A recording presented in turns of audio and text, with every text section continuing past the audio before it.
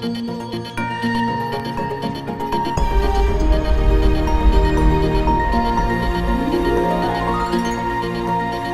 చదువులమ్మ నేరుగా ప్రతి ఇంటి గడప చేరగా మీ భవితకే భరోసా దూరదర్శన్ వేదికగా.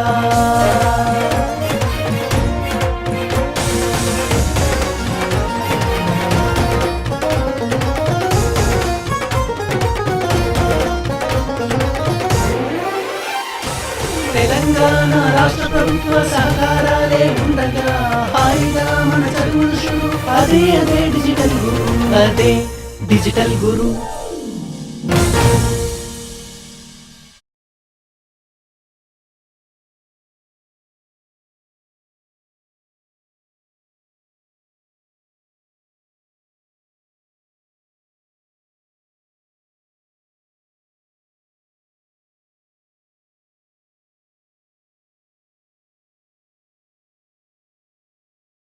Today's topic is the Human Genome Project. Let us see the brief introduction about for the our topic. Let us look at the what is a chromosome or DNA. Yeah, what is a chromosome or DNA? Chromosome means it is a chain of DNA wrapped in a proteinous pellicle. Chromosome means it is a chain of DNA. Chain of DNA wrapped in a proteinous pellicle. Generally, in eukaryotic chromosomes, we can see type of DNA. Okay. Generally, in the human beings, 46 chromosomes are there. 23 pairs of chromosomes are present. Out of 646 chromosomes, 44 chromosomes are the autosomes. Remaining chromosomes are the sex chromosomes or allosomes. All these chromosomes can carry the DNA molecule. Those molecules are having the different types of gene. What is meant by gene? A part of chromosome is considered as the DNA is made up of number of structures. Inside of the DNA, 4 important nitrogen bases are present, A, C, G, T. These nitrogen bases can constitute the number of genes. So, today let us see a brief introduction about our DNA, chromosome and human genome project. As we know that the chromosome is a chain of DNA wrapped in a proteinous pellicle. Yeah, this is the DNA. The DNA consists of a series of nucleosomes. Should remember, each DNA consists of a series of nucleosomes. What is meant by nucleosome? Nucleosome means nucleosome consists of a group of protein molecules. Approximately 8 histone protein molecules are present. This is the DNA. Inside of the DNA, these histone protein molecules are present. Around these histone, button-shaped histone protein molecules, the twisted loop-like DNA molecules are present. Inside of the nucleus, this DNA is located. The dense mass of the loops and coils inside of the nucleus constitute the heterochromatin substance. Generally, chromatin substance. The chromatin substance is generally it is in 2 forms. One is the deeply staining substance is known as the heterochromatin substance. Light staining substance is known as the euchromatin substance. Yeah, let us see what are the functions which are performed by this DNA. Generally, some DNA codes for the specific proteins which controls the structure and functioning of the body parts of the organism. Yeah, the human being, number of organs and organ systems are there. Each organ is constituted by the tissues. Inside of the tissues, tissue is made up of a group of cells. Each cell and the production of the tissues, the production of the substances of the organs and organ systems may be enzymes, may be a hormones, or it may be any type of substance which is produced by the cell, and their cell secretions are coded by some codons which are located in the DNA molecule. Some of the DNA molecules only will specific for the proteins, will produce they will code for some proteins. Those proteins will control the structure and functioning of the body parts of the organ. and some of these DNAs are involved in the regulating the expression of the gene that code for the specific proteins. The remaining non-functional DNA is known as the junk DNA. The remaining non-functional DNA is known as the junk DNA. So, by this we can conclude that the DNA molecules that are present in each cell can be classified into 3 types. Some of the DNA will code for the specific proteins. Those proteins will help in the controlling the structure and functioning of the body parts of the organism. Some of the codes are known as some of the DNA will regulate the expression of the gene. Those are known as the regulating genes. Those regulating genes will produce and control some production of the specific. Lastly, third type of DNA is known as the remaining DNA is known as the non-functional DNA. This non-functional is coded for the nothing. This non-functional DNA is known as the junk DNA. It is known as the junk DNA. It is most of the DNA molecules are known as the junk DNA. They are coding for the nothing. So, by this process, we can see the number of DNA molecules that are associated with our body, activities of the human beings. Let us see the brief introduction about what is meant by genome. Genome means it is an organism's complete set of DNA molecules. The complete set of DNA molecules of one organism is known as the genome. Yeah, the DNA, what is meant by DNA? Generally, DNA is a chemical compound that contains the genetic instructions needed to develop and direct the activities of the every organism is known as the DNA. Yeah, this is the best definition for the DNA. What is meant by DNA? DNA is a chemical compound. It is a chemical compound that contains the genetic instructions. Some of the instructions are loaded with these DNA. These genetic instructions are needed to develop and direct the activities of the every organism. The genetic makeup of an organism or an individual lies in the DNA sequence. The DNA sequence, some genetic material is present. The genetic material lies in the DNA sequences. That is known as the genome. That is known as the genome. ఈ రోజున మనము second year జువాలజీలో next important topic చెప్పుకోబోతున్నామండి. Human genome project. Human genome project గురించి తెలుసుకోవడానికి ముందుగా మనం కొన్ని విషయాలను తెలుసుకోవాల్సినటువంటి అవసరం ఉంది. అసలు క్రోమోజోమ్ అంటే ఏంటి, డిఎన్ఏ అంటే ఏంటో మనం తెలుసుకున్నట్లయితే ఈ హ్యూమన్ జీనోమ్ ప్రాజెక్ట్ గురించి మనకు ఒక ఐడియా అనేటటువంటిది వస్తుంది. హ్యూమన్ జీనోమ్ ప్రాజెక్ట్ లో మొదటగా మనం ఏం తెలుసుకోవాలంటే క్రోమోజోము లేదా డిఎన్ఏ అంటే ఏంటో చూద్దాం. మొదటగా క్రోమోజోమ్ అంటే ఏంటో చూద్దాం. Chromosome is a chain of DNA wrapped in a proteinous pellicle. Chromosome అనేటటువంటిది ఏ చైన్ ఆఫ్ డిఎన్ఏ అంటే డిఎన్ఏ అణువులతోటి ఏర్పడినటువంటి ఒక పొడవైనటువంటి శృంఖలం వంటి నిర్మాణాన్ని క్రోమోజోము అంటాం.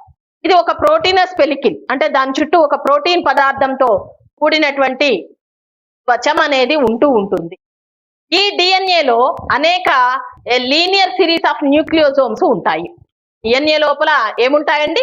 న్యూక్లియోజోమ్స్ ఉంటాయి. న్యూక్లియోజోమ్స్ అంటే ఏంటి అంటే కొన్ని histone nucleosome consist A group of protein molecule that is known as each one group consist 8 histone protein molecules. ప్రతి డిఎన్ఏలో మనకు 8 హిస్టోన్ ప్రోటీన్ మాలిక్యూల్ తో ఏర్పడిన బటన్ షేప్ లో ఉన్న న్యూక్లియోజోమ్స్ ఉంటాయి. ఈ న్యూక్లియోజోముల చుట్టూ సర్పిలాకారంగా అమర్చబడినటువంటి నిర్మాణమే డిఎన్ఏ. న్యూక్లియోజోములతో కూడినటువంటి పొడవైన శృంఖల నిర్మాణాన్ని క్రోమోజోము అంటాం. మొత్తం మీద డిఎన్ఏనే శృంఖలాల మాదిరిగా ఏర్పడి క్రోమోజోమ్ మాదిరిగా మారి ఉంటుంది. ఈ నిర్మాణం ఎక్కడ ఉంటుందని చెప్పుకుంటున్నాము మనము? ఒక కణము యొక్క కేంద్రకం లోపల ఉంటుంది. కణము యొక్క కేంద్రకం లోపల, కేంద్రకం చుట్టూ కణము ఉంటుంది. జీవపదార్థం చుట్టూ కణత్వచం ఉంటుంది. కణత్వచానికి లోపల జీవపదార్థంలో మధ్య భాగంలో కేంద్రకం ఉంటుంది. కేంద్రకం లోపల మనకి బాగా దట్టమైనటువంటి క్రోమాటిన్ పదార్థం ఉంటుంది. చిన్న చిన్న లూప్స్ అంటే శృంఖలాలు ద్రోణులతో కూడినటువంటి లూప్స్ ఉంటుంది. దాన్ని క్రోమాటిన్ పదార్థం. ఈ క్రోమాటిన్ పదార్థం 2 రకాలుగా ఉంటుంది. డీప్ స్టెయినింగ్ తీసుకున్న దాన్ని హెట్రోక్రోమాటిన్ అంటాం. ఎక్కువగా వర్ణకాలు తీసుకోకుండా ఉన్నటువంటి దాన్ని యూక్రోమాటిన్ పదార్థం అని అంటాం. చాలా వరకు కేంద్రకంలో ఉన్న డిఎన్ఏలు సాధారణంగా దేనికి ఉపయోగపడుతుంది అని అంటే it's codes for the specific proteins. ప్రతి డిఎన్ఏలో కొంత భాగము ఒక ప్రత్యేకమైనటువంటి ప్రోటీన్ ని ఏర్పరచడానికి కావలసినటువంటి జన్యు సమాచారాన్ని కలిగి ఉంటుంది. ఏటీజీ అనేటటువంటి నత్రజని క్షారాల రూపంలో. వీటి నత్రజని క్షారాలు అంటాం. Adenine, thymine, guanine, cytosine. ఈ నత్రజని క్షారాల్లోనే మనకి కొన్ని ప్రత్యేకమైనటువంటి కోడ్స్ ఉంటాయి డిఎన్ఏలో. ఇవి కొన్ని ప్రత్యేకమైనటువంటి ప్రోటీన్లను ఏర్పరచగలిగేటటువంటి కోడాన్స్. ఇవి ఏం చేస్తాయండి ఈ ప్రత్యేకమైన ప్రోటీన్లు? Which controls the structure and functioning of the body of the organism. ఈ ప్రత్యేకమైనటువంటి కోడ్ల రూపంలో కోడ్ ద్వారా ఏర్పడినటువంటి ప్రత్యేకమైన ప్రోటీన్లు ప్రతి జీవి శరీరంలో ఉండేటటువంటి నిర్మాణాత్మక క్రియాత్మకమైనటువంటి పనులను నిర్దేశించడానికి ఉపయోగపడతాయి. మన శరీరంలో ఏ పని జరగాలన్నా, ఏ ఒక్క కొత్త కణం ఏర్పడాలన్నా, ప్రతి కణము తన కణ పదార్థాలను ఏర్పరచాలన్నా డిఎన్ఏలో ఉన్నటువంటి కోడాను ద్వారా సమాచారం వచ్చినప్పుడు మాత్రమే అవి డీకోడ్ అయి నత్రజని క్షారాల ద్వారా వచ్చినటువంటి కోడాన్ సమాచారం డీకోడ్ అయి ప్రోటీన్లను ఏర్పరిచినప్పుడు మాత్రమే మనకి ఈ ప్రతి జీవి శరీరంలో ఉన్నటువంటి నిర్మాణాత్మక క్రియాత్మకమైన చర్యలు జరుగుతూ ఉంటాయి. కొన్ని డిఎన్ఏలు ప్రతి జీవి శరీరంలో ఉన్నటువంటి నిర్మాణాత్మక క్రియాత్మకమైనటువంటి బయలాజికల్ యాక్టివిటీస్ జరగడానికి ఉపయోగపడుతుంది. మరికొన్ని డిఎన్ఏలో ఉన్నటువంటి జన్యువులను నియంత్రించడానికి ఉపయోగపడుతుంది. ఒక జన్యువు పనిచేసి ఒక పదార్థాన్ని ఏర్పరుస్తుంది. ఎంత స్థాయిలో పదార్థం ఏర్పడాలి అనేటటువంటి దాన్ని ఆ డిఎన్ఏలో ఉన్నటువంటి gene expression, regulating the gene expression, అంటే ఆ జన్యువు ఏ స్థాయిలో పనిచేయాలో ఆ స్థాయిలో పనిచేయటానికి కావలసినటువంటి రెగ్యులేషన్ అంటే కంట్రోల్ చేసేటటువంటి నియంత్రణ మరికొన్ని జన్యువులలో ఉంటుంది.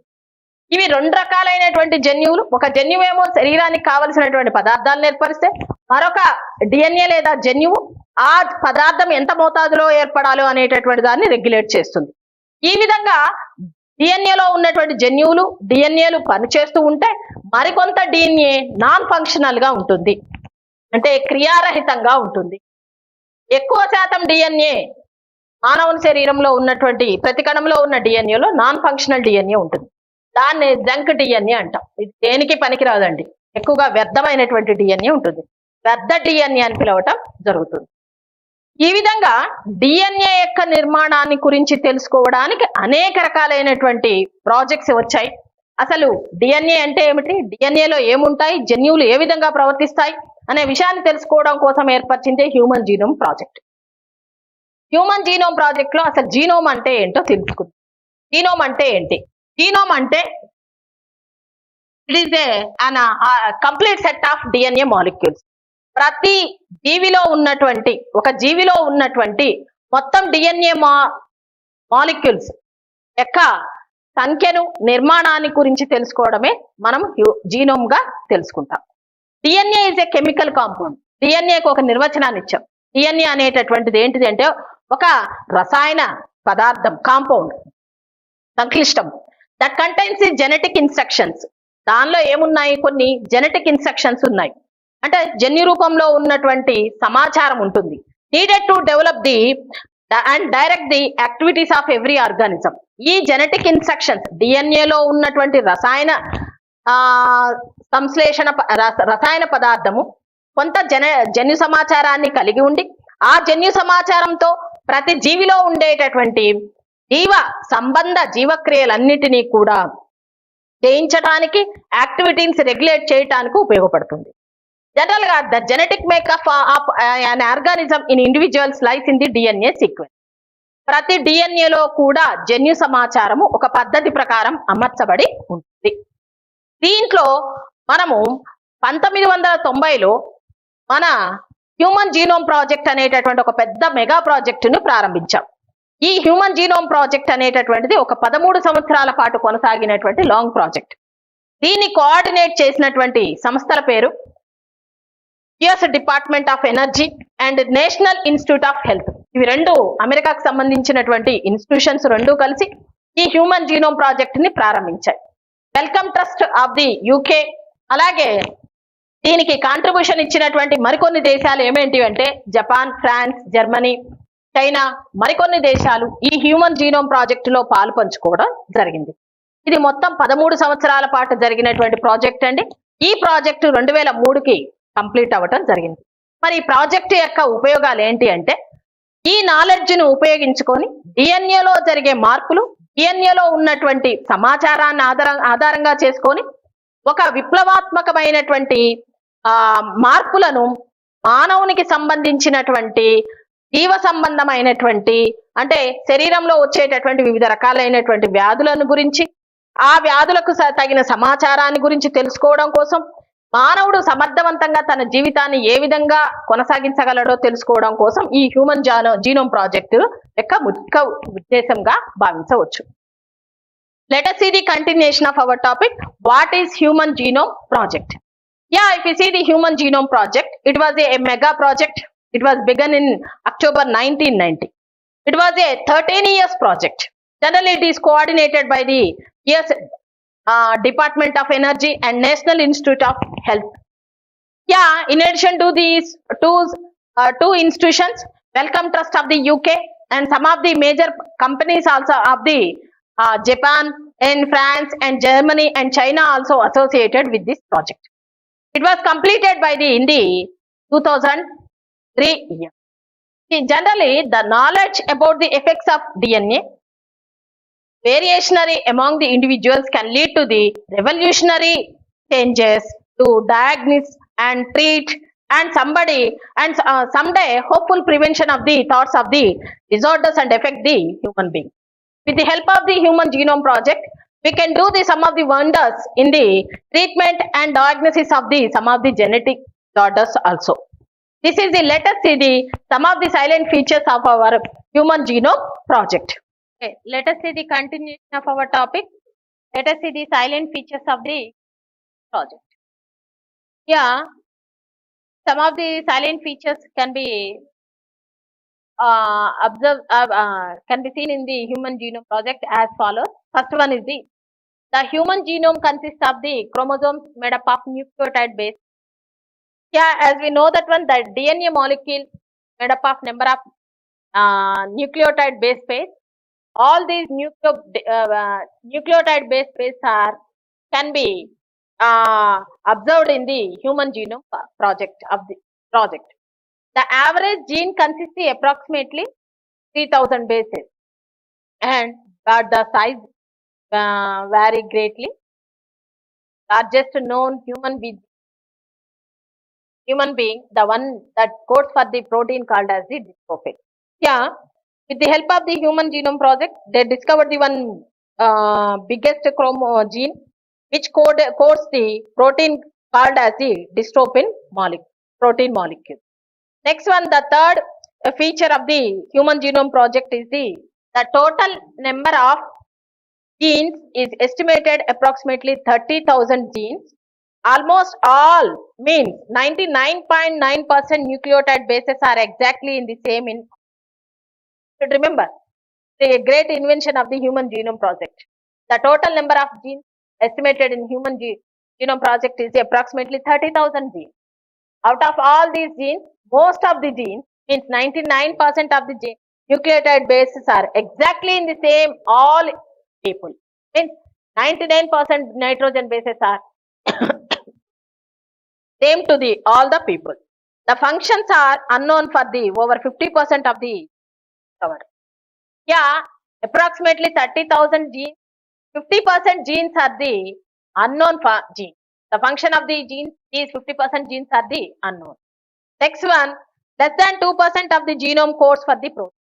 Only 2%, less than 2% genomes are coded for the, as we said in our first topic, most of the DNA molecules code for the protein molecules are regulated by some different types of genes, but only 2% of the genome codes for the specific proteins. The sixth point is the repeated sequence make up very large portion of the human. Means number of repeated sequences are present in the human genome project. Means repeated sequences of the DNA molecules are present. Next one, repetitive sequences are stretches of the DNA sequence that are repeated many times. They are thought to have the no direct coding functions, but they shed light on chromosome structure, dynamics, and evolution. These repeated sequence, most of the DNAs consist the repeated sequences. These repeated sequences consist the without any codons. Those codons these are known as the non-functioning proteins. These are known as the non-functioning proteins. But these non-functioning proteins are very has very significance in identifying the chromosomal structure, also in the dynamics and the evolution of the human being. Next one, the seventh point is the chromosome 1 has about 1.4 million locations. Chromosome 1 has the highest number of genes. Means approximately 2,968 genes are present. One is the largest chromosome which has number of genes, and Y chromosome which is present in our male human beings. Only one Y chromosome is there, has only fewest genes, approximately only 231 genes are present. 231 genes are the Y chromosome. Next one, scientists have identified about 1.4 million locations where the single base DNA sequences occur in the human. This information promises to revolutionize the process of finding the chromosomal locations for the diasis and associated sequences and tracing human history. Here, approximately 1.4 billion single base nitrogen bases are identified by these scientists. These are commonly known as the SNPs. What is the commonly known as the SNPs? Single nucleotide polymorphones. Generally, these are very useful for the identification of the different types of chromosomal disorders and human genome in the human genome project. These are the silent features of the human genome project. Okay, ఇక మనం human genome project యొక్క ముఖ్యాంశాలను గురించి ఒక్కసారి ప్రధాన అంశాలను గురించి మనం పరిశీలిస్తామండి. జనరల్గా ఇక్కడ ఇంగ్లీష్లో రాయబడి ఉన్నప్పటికీ మీకు పెద్ద ఇబ్బంది ఏమీ ఉండదండి. ఒకదాని తర్వాత ఒకటి చెప్పడం జరుగుతుంది, చూడండి. హ్యూమన్ జీనోమ్ ప్రాజెక్టులో ఈ క్రింది ప్రధాన అంశాలని గమనించామండి. మొదటగా హ్యూమన్ జీనోమ్ ప్రాజెక్టులో ఉన్నటువంటి మొత్తం హ్యూమన్ జీనోమ్ ప్రాజెక్ట్ ద్వారా మొత్తం క్రోమోజోముల్లో ఉన్న న్యూక్లియోటైడ్ నత్రజని క్షార జంటలు ఎన్ని ఉన్నాయో మొత్తం కూడా కనుక్కోవడం జరిగింది. మొత్తం నత్రజని క్షార జంటల్ని ఎన్ని ఉన్నాయో మనం ఇంతకు ముందే చెప్పుకున్నాం. నత్రజని క్షారాలను ఆధారంగా చేసుకొని మనకి జన్యు కోడాన్స్ అనేటటువంటి ఏర్పడతాయి. ఆ కోడాన్స్ ఆధారంగా ప్రోటీన్లు ఏర్పడతాయి. ఆ ప్రోటీన్లే మన శరీరంలో వివిధ రకాలైనటువంటి కణాలు, ఎంజైమ్లు, హార్మోన్లు మాదిరిగా పనిచేస్తాయని చెప్పుకున్నాం. ఓకే, ఈ విధంగా మొత్తం హ్యూమన్ జీనోమ్ ప్రాజెక్ట్ ద్వారా మొత్తం నత్రజని క్షారాల సంఖ్య ఎంత ఉన్నది అనేటటువంటి విషయాన్ని గురించి మనం ఇక్కడ తెలుసుకోవడం జరిగింది. రెండవది, ఒక జన్యువులో సరాసరి 30,000 క్షార జంటలు ఉంటాయని కూడా తెలుసుకోవడం జరిగింది. మొత్తం నైట్రోజన్ బేసెస్ ఒక జన్యువులో ఎంత ఉంటాయంటే 3,000 నత్రజని క్షారాలు, 30,000 కాదంటే ఎక్స్ట్రీమ్లీ 3,000 నత్రజని క్షారాలు ఉంటాయని చెప్పుకున్నాం. అయితే జన్యు పరిమాణము ఎప్పుడు కూడా మారుతూ ఉంటుందండి. ఒకే స్థిరమైనటువంటి పరిమాణం పొడవులో ఉండదండి. అతి పొడవైన జన్యువు ఏంటి అంటే డిస్ట్రోపిన్ అనే కండర ప్రోటీన్ ని ఏర్పరిచే జన్యువు. సెట్లో కూడా అడుగుతున్నాడు, అతి పొడవైన జన్యువు ఏది అంటే డిస్ట్రోపిన్ అనే కండర జన్యువు అనే ప్రోటీన్ ఏర్పరిచే జన్యువు. నెక్స్ట్, మొత్తం మానవుల్లో ఎన్ని వేల జన్యువులు ఉన్నాయంటే 30,000 జన్యువులు ఉన్నాయని చెప్పడం జరిగింది. మొత్తం 46 క్రోమోజోముల్లో ఎన్ని జన్యువులు ఉండొచ్చు అని ఎస్టిమేట్ చేయడం జరిగిందంటే 30,000 జన్యువులు. అయితే ఈ డిఎన్ఏ వరుస క్రమము అందరిలో కూడా 99.9% అంటే 99.9% ఒకే విధంగా ఉందండి. మీరు బాగా గమనించాలి. మొత్తం జన్యువులు 30,000 ఉన్నాయని తెలుసుకుంటే ఆ జన్యువుల్లో ఉండేటటువంటి నత్రజని క్షారాల అమరిక 99.9% మానవులందరిలో కూడా ఒకే రకంగా ఉండటం జరిగింది. దాదాపుగా మానవుల్లో కనుగొన్నటువంటి మొత్తం జన్యువులలో 50% జన్యువులు ఇంకా ఏ విధమైన విధిని నిర్వర్తిస్తాయి అంటే ఫంక్షనింగ్, వాటి యొక్క విధులను గురించి ఇంకా మొత్తం కనుక్కోబడలేదు. అంటే 50% జన్యువులు ప్రవర్తించేటటువంటి విధానాన్ని ఇంకా కనుక్కోబడలేదు అని అంటే ఇంకా మనం కనుక్కోవాల్సింది, తెలుసుకోవాల్సింది చాలా ఉందని అర్థమవుతుంది. మొత్తం జన్యువుల్లో 2% కంటే తక్కువ జన్యువులు మాత్రమే ప్రోటీన్లను సంకేతిస్తాయి. అంటే ఇంతకుముందే చెప్పుకున్నాం మనం డిఎన్ఏలో ఉండేటటువంటి జన్యువులు అవి కోడాన్స్ ని ఒక పర్టికులర్ ప్రోటీన్ సంకేతించటానికి సరిపోయే కోడాన్స్ ని కలిగి ఉంటాయి. కానీ దాని ద్వారా మనకి కణాలు, కణజాలాలు ఏర్పడటము, ఎంజైమ్లు, హార్మోన్లు ఏర్పడటం, శరీరానికి కావాల్సిన ప్రతి పదార్థం ఏర్పడటం జరుగుతుందని చెప్పుకున్నాం. కానీ మొత్తం జన్యువుల్లో 2% కంటే తక్కువ జన్యువులు మాత్రమే ప్రోటీన్లను ఏర్పడతాయి. అంటే ఆల్మోస్ట్ ఆల్ ఎక్కువ జన్యువులు అనేటటువంటివి ఎటువంటి క్రియను చేయటం లేదనేది 98% మనకు జంక్ డిఎన్ఏ ఉన్నదని తెలుస్తుంది. అలాగే వీటిలో రిపిటేటివ్ సీక్వెన్స్, మానవ హ్యూమన్ జీనోమ్ జీనోమ్ లో అత్యధికంగా రిపిటేటివ్ సీక్వెన్స్ అంటే వరుసగా ఎక్కువ సార్లు ఒకే రకమైనటువంటి ఏమంటారు సీక్వెన్స్ అనేది క్రమాలు రిపీట్ అవుతూ ఉన్నాయి. డిఎన్ఏలో వరుస క్రమం అనేక సార్లు పునరావృతం అవుతూ ఉంది. వీటికి ఎటువంటి ప్రోటీన్లను సంకేతించేటటువంటి క్రియాత్మకమైనటువంటి శక్తి లేదు. అంటే వాటి ద్వారా ఎటువంటి ప్రోటీన్లు ఏర్పడవు, కోడాన్స్ ఉండవు. కానీ క్రోమోజోమ్ యొక్క నిర్మాణంలోను, కానీ జీవ పరిణామంలోను ఇవి ఉపయోగపడని జీనోమ్ అనేటటువంటిది ప్రముఖ పాత్ర వహిస్తుంది. ఈ విషయాన్ని మీరు బాగా గుర్తుపెట్టుకోవాలి. హ్యూమన్ జీనోమ్ ప్రాజెక్టులో గమనించినటువంటి విషయాల్లో డిఎన్ఏలో అనేక వరుస క్రమాలు, డిఎన్ఏ వరుస క్రమం ప్రోటీన్లను వ్యక్తీకరించలేని డిఎన్ఏ వరుస క్రమం అనేక సార్లు రిపీట్ అవుతూ ఉంది. ఈ రిపీట్ అయ్యేటటువంటి డిఎన్ఏ వరుస క్రమము ఉపయోగపడదు అనుకుంటున్నాము. కానీ క్రోమోజోమ్ నిర్మాణంలోను మరియు జీవ పరిణామంలోను మనం క్రోమోజోములను గురించి తెలుసుకోవడానికి, మానవ జీవ పరిణామం గురించి తెలుసుకోవడానికి ఈ రిపీటెడ్ సీక్వెన్సెస్ అనేవి చాలా ఉపయోగపడుతున్నాయని తెలుసుకోవటం జరుగుతుంది. నెక్స్ట్ మనం పరిశీలించి చూసినట్లయితే 1వ క్రోమోజోమ్ లో అత్యధిక సంఖ్యలో జన్యువులు ఉన్నాయండి. 1వ క్రోమోజోము మనం పరిశీలిస్తే దాదాపుగా 2968 జన్యువులు ఉన్నాయి. 1వ క్రోమోజోమ్ మీదనే అత్యధికమైనటువంటి జన్యువులు ఏంటండి, 2968 జన్యువులు ఉన్నాయి. అతి తక్కువ సంఖ్యలో జన్యువులను కలిగి ఉన్నటువంటి క్రోమోజోమ్ ఏదయ్యా అంటే వై క్రోమోజోమ్. వై క్రోమోజోమ్ను మనం పరిశీలించి చూసినట్లయితే వై క్రోమోజోమ్లో మనకి చాలా తక్కువ జన్యువులు కనపడుతూ ఉన్నాయి.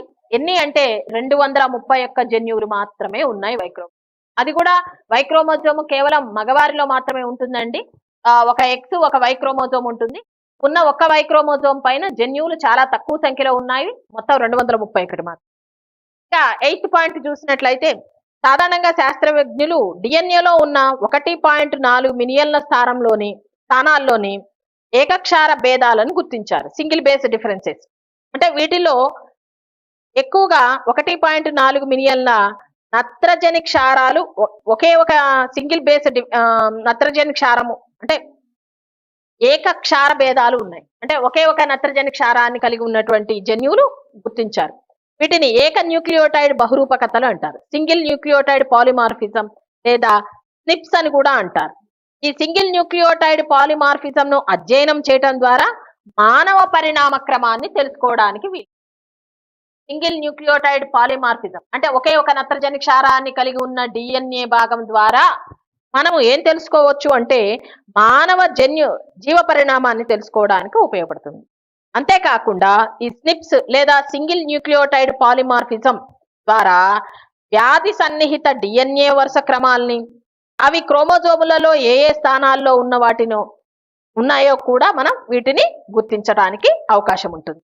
అంటే ఒకే ఒక నత్రజని క్షారాన్ని కలిగి ఉన్నటువంటి ఈ సింగిల్ న్యూక్లియోటైడ్ పాలిమార్ఫ్స్ ద్వారా మనము వ్యాధి సన్నిహిత డిఎన్ఏ క్రమాలు, వ్యాధి ఏ విధంగా కలుగుతుందో, ఏ డిఎన్ఏ భాగం ద్వారా వ్యాధి కలుగుతుందనే విషయము, అలాగే క్రోమోజోములలో ఈ డిఎన్ఏలు ఏ ఏ స్థానాల్లో ఉన్నాయో తెలుసుకోవటానికి కూడా ఈ రకమైనటువంటి సింగిల్ న్యూక్లియోటైడ్ పాలిమార్ఫిజం అనేటటువంటి మనకు ఉపయోగపడుతూ ఉన్నాయి.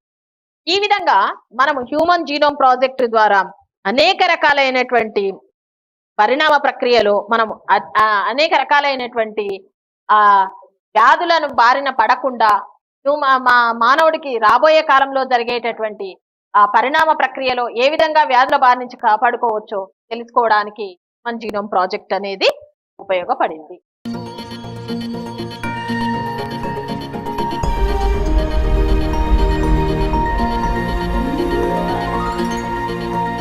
ఆ చదువులమ్మ నేరుగా ప్రతి ఇంటి గడప చేరగా మీ భవితకే భరోసా దూరదర్శన్ వేదికగా.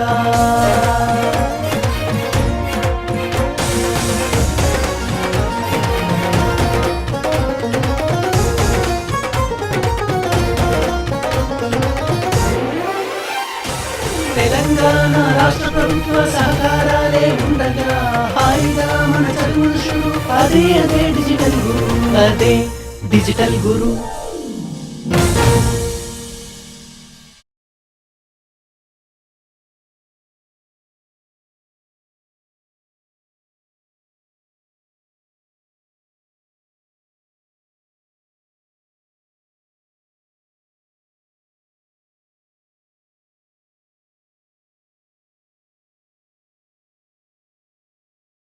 Hello, this is Shankar Reddy, lecturer in political science from Government Junior College for Girls, Maredpalli, Secunderabad. Today we are going to discuss about important questions for the second year political science, that is civics. So this time, due to coronavirus, Board of Intermediate released a model question paper with lots of changes.